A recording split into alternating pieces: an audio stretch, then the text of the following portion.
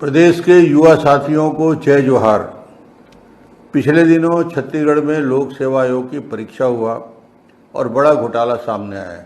परीक्षा के बाद जब परिणाम सामने आए तो ये बात स्पष्ट हुआ कि चयनित परीक्षार्थियों की लिस्ट में अधिकतर बड़े अधिकारियों के बेटे या कांग्रेस जैसे राजनीतिक दल से जुड़े हुए बच्चों के बेटे का चयन हुआ है।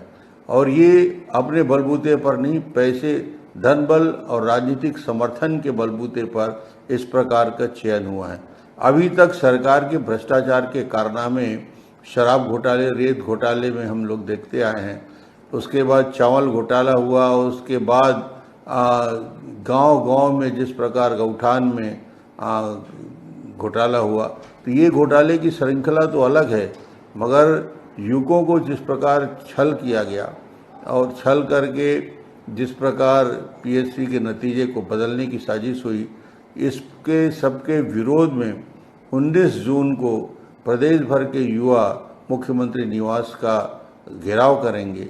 और मुझे लगता है, आप सबसे मैं आग्रह करता हूं, ज़्यादा से ज़्यादा संख्या में युवक आएं और युवकों की आवाज़ को मजबूत करें ताकि भविष्य में इस प्रकार के भ्रष्टाचार को रोका जा सके।